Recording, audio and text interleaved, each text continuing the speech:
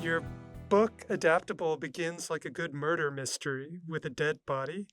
I'd love it if you could just tell the story of your experience as an interloper, that's what you call yourself, at a medical school dissection while you were studying at Harvard Griffin GSAS. What was the realization that you had that eventually kind of played into your new book? Yeah. So my first semester at Harvard as a grad student, there, PhD student, I had the luxury, the privilege of being able to take gross anatomy at the Harvard Medical School with the incoming Harvard Medical School class. And so, I was never intending to be a doctor. I worked as an EMT for a few years at the end of college, and then afterwards. But I knew I wasn't going to be in the medical field. But my thinking was, um, I've always just been intrigued about how bodies work, and I knew I was launching this career into a whole career spent looking at human bodies and thinking about how they work, and how could I not take the opportunity to to really get down to the details and disassemble a human and see the parts, right? And so I jumped at the chance, and it was eye-opening as you can imagine, for all the reasons you can imagine. We had, the person who led that course for so long was a professor in biology at Harvard, named Ferris Jenkins, wonderful man, an evolutionary biologist. Now, why do you have an evolutionary biologist teaching a human anatomy class? Isn't that strange? Did not his focus was not humans, right? His research focus was early mammals, among other things. Well, because to make sense of the human body, right, it helps to understand from an evolutionary perspective how everything developed, how it got to be the way it is, how it all works. So that was kind of eye-opening thing number one. Eye-opening thing number two was that, as you sort of work your way into the body, you are immediately frustrated daily uh, by the fact that what you're looking at doesn't look like the book, right? We've got these little textbooks that are supposed to work us through the dissection. Dissections are kind of set up like chapters. Like, let's look at the abdomen. Let's look at the heart. Let's look at whatever. And nearly every day, you are encountering variations in the way that this person that you were assigned. And by the way, I really appreciate the gift of that person donating themselves for this. I mean, we couldn't do it without these generous folks.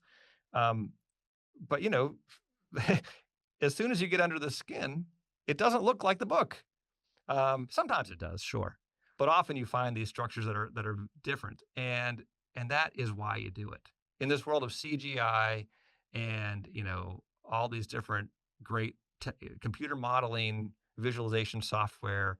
You can go online and get yourself a free app that'll help you work through the human body. You can see every structure and thing that's there. But guess what? That's a fiction because, and that's why you do a dissection in real life with a real cadaver, because that is how you learn. I think that's what I took away from it anyway. Is just how different we all are. Um, Even though, of course, on the surface we're all quite similar and different too, right? So it's this great tension that you walk out of this class with. Yes, we're all the same. Yes, we all have a shared evolutionary history. Yes, things generally work a certain way. And yet, we are also all unique snowflakes who all have all these differences. That's the tension. How do you understand that? And so that has been kind of motivating for my career. And that it sounds like that fascination with your exposure to the reality of human physiology is what is kind of the undercurrent in this book. Oh, absolutely. I mean, I just am overwhelmed all the time at the kind of just how cool the body is. There's so many interesting things going on, complexity, harmony, integration, evolution. It's all there. And, uh, I guess that's another reason I wrote the book. I just want to share that joy and that kind of wonder. But then it does leave us with the hard question. How do we understand and how do we make sense of the fact that, you're different than me? I'm different from everybody in the world. Two identical twins are different from each other. And yet, we're also all humans and we've all got the basic set of laundry. The laundry list of parts is more or less the same for everybody. We all have this shared history. How do we deal with that tension? Um, and again, it kind of spills out in different ways into how we think about how society works, right? And so we have to begin with the building blocks. How do the systems work? And that allows us to kind of build ourselves up and have good answers, or at least a good evidence base to have a better conversation about these big questions. So I read you in this book as trying to, as you were starting to do just there, move beyond the kind of nature versus nurture debate and show how both really combine to shape our bodies and our health. Um, I'd love it if you could talk about how genes and environment interact when our brains visit the supermarket. Yeah, well, I mean, that's exactly right. That's a great place where we see this in real life. You know, the early days, sort of early post-Darwin days of human biology and anthropology was a very much nature ruled everything, right? And that got it to a lot of ugly places, including the eugenics movement, and that becomes the Holocaust. I mean, there's so much ugliness that came from the kind of genetic determinist. It's all nature. We can't get away from that point of view of how our bodies work. The pendulum swung, I think, and did a lot of good, and said, no, no, no, nature is actually shaping our bodies in ways that are really important. And so let's invest in early childhood education, those kinds of things, right?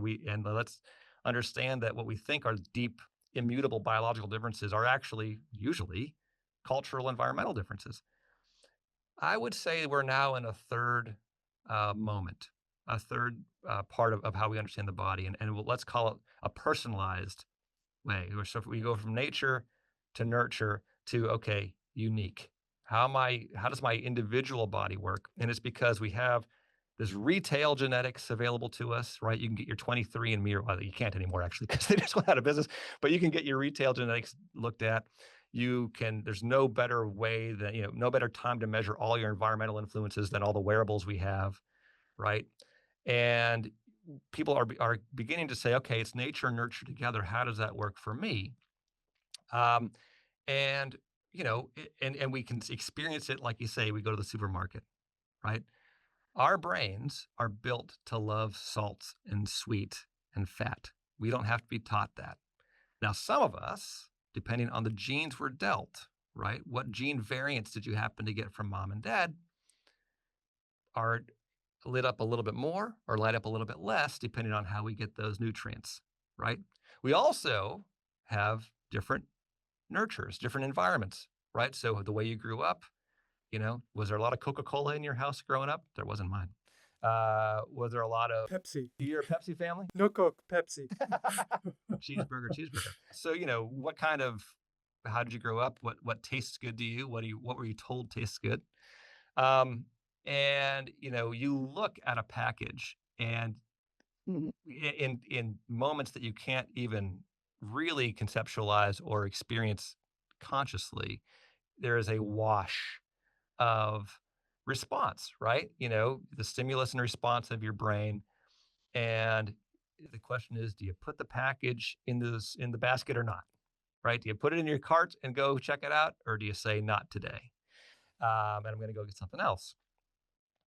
Man, I mean, that is the struggle, right? That is the struggle that we all face on some level. Do you put lots of healthy stuff in your cart? Do you not? Now, let's also be honest there's an economic factor. Do you even get to go to a supermarket that has healthy Mhm, food? Are mhm. you making a wage that allows you to afford these things? So let's not ignore those issues. But, but then also, let's say you do have those choices. What choices do you make? Boy, right? That's nature and nurture right there. Um, and, notice we haven't said anything about race.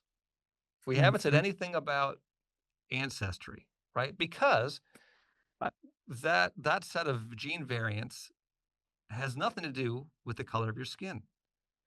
That set of gene variants that are affecting the way your brains work have nothing to do with where your great grandparents came from, right? And so when we think about human variation, we really have to think system by system like this. How does my digestive system work? How does the way I interact with food, how do those gene variants work? And when we have a discussion about how our muscles work or how our immune systems work, we're going to have another discussion there, and they're going to be system by system. And that's really a more fruitful way to ask these questions than the way we often talk about human variation right now, which is, oh, well, if I'm white, I'm like this. If I'm black, I'm like Mhm. that. So we can even begin to get into kind of those. We can get away from that not very helpful way of thinking about human diversity into better ways. I'm gonna I want to get back to that question that you're alluding to, how we think about genetics and race in a minute. But first, I'd love to talk about a couple more examples that you cover in your research of the incredible human diversity and adaptability. You talk about people who live in the mountains, like the Andes and the Himalayas, and then kind of on the other end, people who are the free divers of Southeast Asia. Talk to me about how those kind of exemplify the point and sort of the main themes of Adaptable. Yeah. So yes, thanks.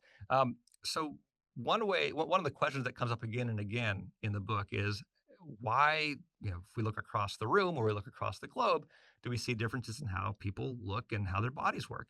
Um, and the story again and again is most of this variation isn't particularly meaningful. So, for example, we're going to get to the altitude question in a second, but just for a moment, things like the shape of your head, right? Is it wide or is it narrow? Well, those kind of things we know are that's just noise. It's just noise in the system, and most of the differences that we see superficially are just exactly that.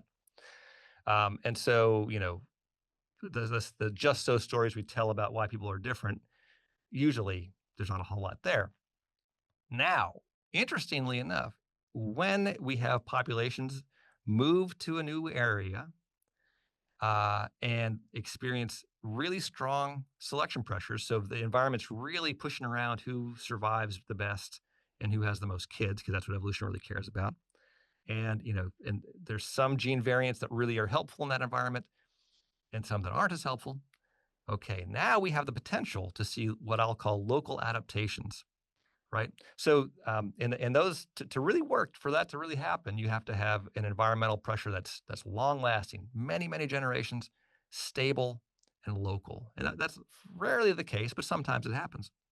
Well, it happens when we move to the mountains, and so populations have moved into high altitude in the Andes, like you say, in the Himalaya, in the Ethiopian plateau, and every one of them becomes little bit isolated up there and also experiences the same pressure, which is there's not enough oxygen to breathe. You need oxygen.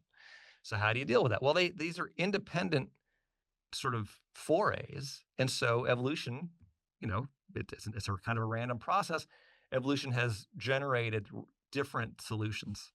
Um, and, you know, they have different ways of responding to making sure you get enough, you can carry enough oxygen in your blood with enough red blood cells. Um, there's this amazing story in the Himalaya specifically. So one thing that anybody's body will do if you go to altitude, and this is whatever your ancestry is, your body will make more red blood cells to try to carry more oxygen. Your red blood cells carry oxygen in your body. If you're oxygen starved, you'll make more red blood cells. If you make too many, your blood gets a little too thick, and that can lead to what's called altitude sickness. Mhm. There's this gene variant that is, I think, basically at 100%. Everybody carries it essentially in the Himalaya. It's not very common anywhere else, but it's very common there. There's one gene variant that regulates how many red blood cells the body makes so you don't overproduce them. Folks in Nepal and Tibet, in the Himalaya, they live their lives. They get enough oxygen. They're adapted to do that very well. They don't overproduce and they don't have as many issues with altitude sickness as people, for example, in the Andes tend to have. Where do they get that gene variant? They got that gene variant from a past mating event with a whole other species of human called the Denisovans. So there's this amazing evolutionary story there. As humans, as our species was successful and sort of evolved in Africa and then got, kind of filled up and got everywhere else in the globe, as our species got into Europe and into Asia, we met these other species. Neanderthals, for example, you've probably heard of. Denisovans, which people might not have heard of. And, people being people, had admixed is the word that we use, that had mating events with these groups. and we picked up some genes. Now, most of these genes don't seem to have any big effect, but this one does. This in this one particular case, and so it probably had no effect on anybody's survival or reproduction for a long time until the downstream generations later, people started to go up into the Himalaya. And if you had that variant that they got from the Denisovans, there you go. So it's a crazy story, with multiple timelines going on. Um, okay, now how does that relate to people who spend their lives in the ocean? You think it'd be the opposite problem, right? Because it's the opposite of altitude, but actually it's the same problem because there are human populations that in Southeast Asia, in the Pacific, that spend their lives on boats and at sea, rarely coming to land, and people forage underwater. Well, guess what? There's no oxygen for you to breathe underwater either. And so there's been the same selection pressure. How do you get enough oxygen? How do your body keep enough oxygen?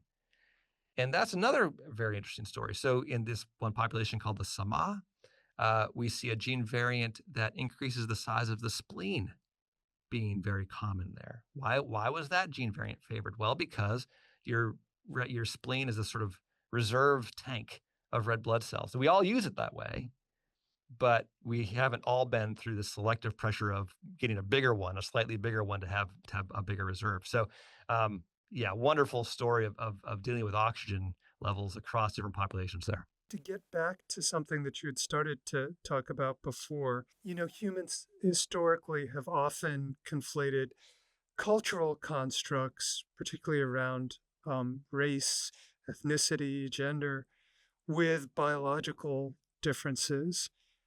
I'd love it if you can talk a little bit about the dangers of that way of looking at diversity and how adaptable really tries to flip that script. Yeah. So, again, I think trying to understand why people are different, why we see the differences, and how we're all unique. I think that's a normal human thing to wonder, right? And without an understanding of how our biology worked, people have come up with a bunch of really bad ways historically of understanding our diversity, unhelpful ways. And often those, the way that we understand diversity has been used uh, by the powerful to keep people down. The classic example of this in the US is the way we talk about race and the way that race was used to divide people up and create these hard categories. And the, you know, that racial way of thinking about the world is really just, culturally done to kind of keep one group, enslaved to the group that was in power. But it's talked about as though it's a real biological categorization. Now, in today's world, we still use those terms, black, white, right? But you know, it's the that is a completely not biological way of that's not how humans assort themselves, right? If you look at the human biology, if you look at blood types, if you look at any of our physiological systems, none of them are categorized or break down along these racial lines. Even skin color, which today is used as kind of the one biological marker, I suppose you might say, of race in this country, really doesn't work that way. There aren't hard edges on if you're dark skinned or light skinned. There's everything in between, of course. And so, there's if we take this racial view of our diversity and we say, look, in my world, there are categories. You're either this or you're that. And you let yourself believe that is telling you something meaningful about somebody's biology and about the way their bodies work. And that's it's not true for one thing. And because it's not true, it's completely unhelpful for again tackling these big societal problems. And so I try to kind of break down all the reasons that it's not a good way of thinking about the world in the book, and give a better way of thinking about our diversity. And isn't it true that actually most of the genetic diversity, at least that we see, and a lot of which you kind of, a lot of the diversity that you write about in Adaptable is within races and ethnicities? Yeah, thanks for that. So, if you look at genetic differences between two individuals within a population, you're more likely to see bigger variation between individuals within a group than you are to see between groups, right? And I work in Africa, for example, in Nairobi, sorry, in Kenya and in Tanzania. And I talk in the book about working with a population in northern Kenya. If you look at the genes that affect, body size and proportion, so the people in these hot environments tend to be taller and thinner. That's true across the board, rather, regardless of what continent you're on. Um, if you look at those genetic variants, the folks we work with, uh, I'm more similar genetically probably to the folks I work with who are coming out of Nairobi and don't share those same gene variants for being tall and thin. Uh, and but if we take all of us to the U.S., we would lump in terms of racial categories, we'd lump the tall, thin folks in northern Kenya in the same black race as my colleagues from Nairobi, even though that's actually not how the genetics sort out at all. That's not how the relatedness sorts out genetically, and it's not useful anyway because all we're talking about in that case is sort of skin color, which is a whole other racial. Sorry, is a whole other uh, uh, aspect of our biological diversity. Skin color is, of course, a biological trait. Anyway, so yes, when we start talking how things break down within versus between groups, we see that race doesn't mean anything. These categories don't mean anything. And even when we try to apply them in a kind of a practical way to understand variation in different traits, it also breaks down. So let's try to move forward with a better way of doing it.